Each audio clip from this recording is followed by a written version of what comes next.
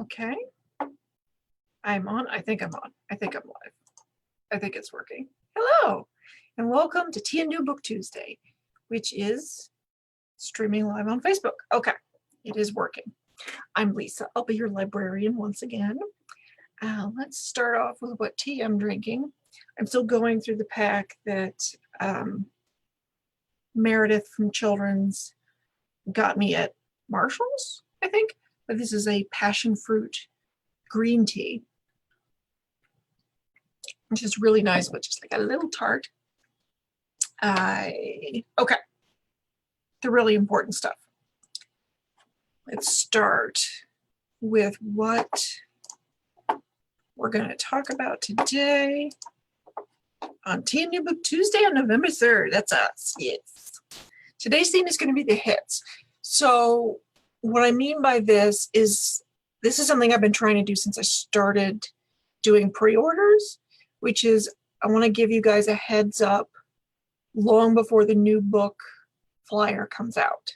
Because by the time the new book flyer comes out, for popular titles, sometimes there's already enough holds on them that you won't get it until the second or third go round. So this should be like very first notice that these titles are going to be the popular ones, the ones more likely to end up on the new book flyer. We already went over the tea I'm drinking. I just read Ring Shout, which is already out and was very good. I went ahead and just posted that review to my personal Goodreads reviews. So if you want to see it, go to our Goodreads group and then click on my name and it should take you to my reviews. I also read part of a nonfiction book called Friendshipping, which I will get to because it is one of our books today. Next up, I think I'm going to start trying to go through some of the biggest horror titles of the year because it's one of my favorite genres and it's time to vote on Goodreads for the best books of the year. So I'd like to be able to choose between them very well. But then Ready Player 2 is coming out in the next few weeks and I'm already got a hold on it, so maybe I'll read that. I don't know. We'll see. But right now I'm reading Devolution by Max Brooks. And the really important part, today's giveaway. Did you put my face by the title? There we go. Okay. So I'm going to give away Featherhood, a memoir of two fathers and a magpie by Charlie Gilmour.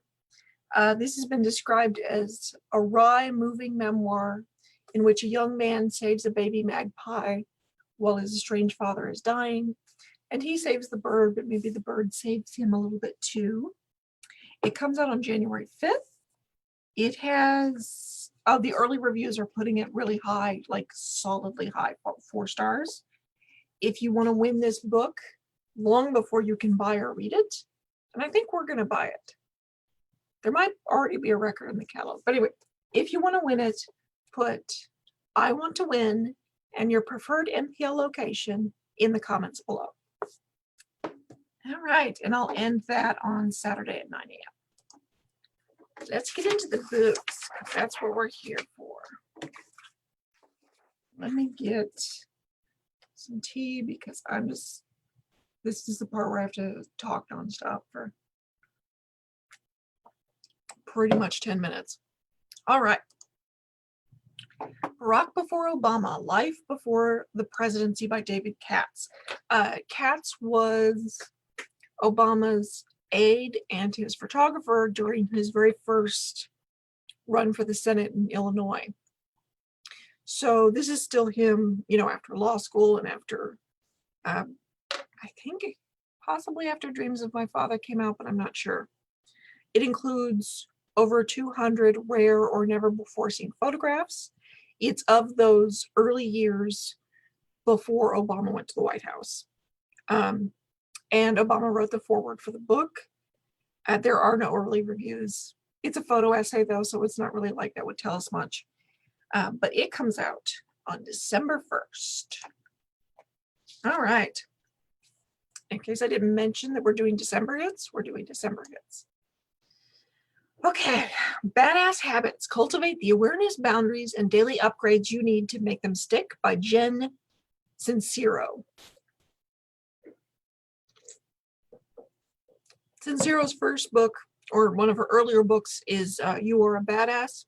This is sort of taking the philosophy of that book and making it very actionable. It sounds pretty funny and also very useful. So Sincero is going to get more into some psychology and behavioral understandings of why we do the things we do and how we change that. She's also got like a 21-day, what's it called? Step-by-step guide for ditching habits you don't want and establishing habits that you do. I think it's going to be really popular, and I think it's going to be pretty fully checked out as soon as it arrives at the library. So it comes out on December 1st. Okay, Happiness Becomes You, A Guide to Changing Your Life for Good by Tina Turner. Turner wanted to share her wisdom, and I think it's worth pointing out she's also studied Buddhism at some points of her life. I don't know if she considers herself a practicing Buddhist, but it's my understanding that that influences her philosophy and how she's going to explain things. She wrote, "Each of us is born, I believe, with a unique mission, a purpose in life that only we can fulfill. We are linked by a shared responsibility to help our human family grow kinder and happier." It sounds really nice. I think she's also writing a memoir, but I don't think that's come out yet. But Happiness Becomes You will come out December 1st. All right, I mentioned friendshipping before. Friendshipping, the art of finding friends, making friends, and being friends. The authors, Jen Bain and Trin Garatino. Yeah, Trin. They have a podcast called Friendshipping, and there's been more and more discussion, podcasts and books discussing adult friendships, because that's an important relationship in people's lives that we don't have a lot of advice stuff about. We have how many books on romantic relationships versus how few books on non-romantic relationships, which are, ultimately, in many cases, as powerful and certainly affect your life in a day-to-day kind of a way. The authors admit that making friends as an adult isn't easy, but they feel that this is a must-read book for anyone who is lost in the lonely world of grown-up friendships. It comes with actionable advice, scripts, illustrations. I've only just in the beginning of it, the sort of finding friends thing, and I found a lot of it's pretty basic and straightforward and things you may have already known, but they do sprinkle it in sort of perspective stuff that I hadn't thought about. They're very into celebrating the relationships you have in addition to finding new people, and also not defining what those relationships exactly need to be before you even start the relationship, which I think is a very healthy sort of perspective to have when dealing with other people. I already think it's pretty good. Because it's not narrative, I'm not getting through it terribly quickly, but I think it could be helpful to a lot of people. And it comes out December 22nd. All right. This One Wild and Precious Life, A Hopeful Path Forward in a Fractured World by Sarah Wilson. This is still nonfiction. We are also getting the audio. The author talks about the feeling of disconnect and despair that we are all experiencing, but she argues that it is what connects us. She presents research, personal experience, and also joyful practices for how to live a wild and precious life. The early readers are giving it 4 stars. She's already a best-selling author, so I think it'll go fast once it comes in. But it's coming out December 29th. Okay, let's move on to fiction. This is weird. They aren't offering a description of this book. Like the publisher just didn't bother to put anything up on Goodreads, or they put something up. It was one sentence, and I'll read it to you in a second. This is Hush Hush, a Stone Barrington novel by Stuart Woods. This is something like number 56 in this series. And the only thing that they put on the Goodreads page was Stone Barrington is in hot water in the newest novel from number one New York Times bestselling author Stuart Woods. So we don't know what's happening to Stone Barrington in this book, and they don't seem to care. If you're reading them, the new one is coming out in December. This is me telling you that. But if you want to get on what is apparently the nonstop Stuart Woods train, my advice would be to start with a book called Under the Lake by him. We have it in regular and large print. But if you want Hush Hush, it comes out on December 20th. This is the one and only book, I think, in all of December, or at least on my list, that we're buying, that comes out on Christmas Day. Matter of fact, a lot of stuff just kind of avoided Christmas Day. But this is To Trot, an Agatha Raisin mystery by M.C. Beaton and R.W. Green. This is the 31st Agatha Raisin book. I'll get to the plot in a second. There's two authors on this, I assume, because M.C. Beaton died. She died last year. I think it's a she. I don't know. It's a pseudonym, so I'm not sure. But they also didn't say anything about this being the final novel by her. And I would assume they would have, or them, I don't know. So I guess there's more coming. They will probably have to be finished by R.W. Green. We shall see.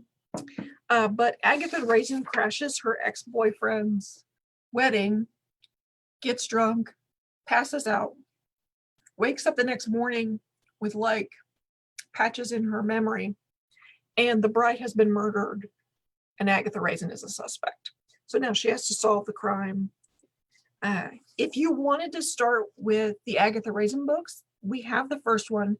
It's called The Quiche of Death. If you want to read To Trot, it comes out on Christmas Day. We won't actually put it on the shelf on Christmas Day. We might get it up by the 26th. We might not, though. Okay, so the next three are not series, although I think more than one of them could be, especially the next two. But these are the ones I found really interesting. The Chanel Sisters by Judith Little. I have heard that this was coming for months because the author's pretty popular. Judith Little wrote, I thought she wrote, no, I think I've got her confused with the third author. No, because this is only her second book, sorry.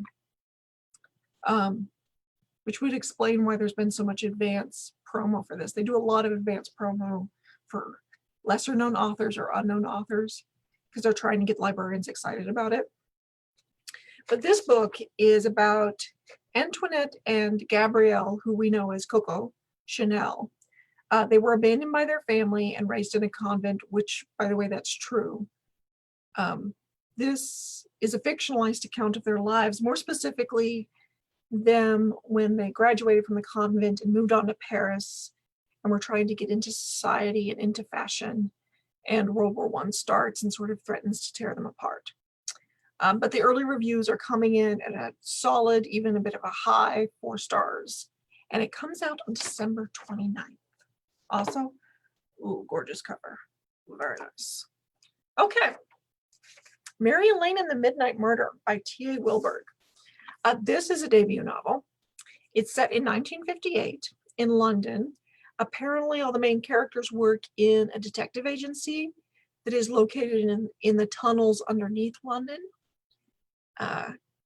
It becomes clear that one of them has committed a murder, and not just a murder, but like a locked door mystery kind of setup. And our main character, who is of course Marion Lane, She is a first-year investigator who needs to figure out who did it because they're blaming her mentor for it. The small handful of reviews on early reviews on Goodreads gave it a solid 4 stars. And it comes out, oh yeah, they're saying it's a fresh take on the Agatha Christie locked door murder, which is very interesting considering the next book. But this comes out on December 29th. All right. The Mystery of Miss Christie by Marie Benedict.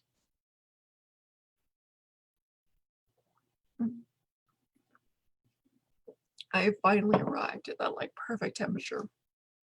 Okay.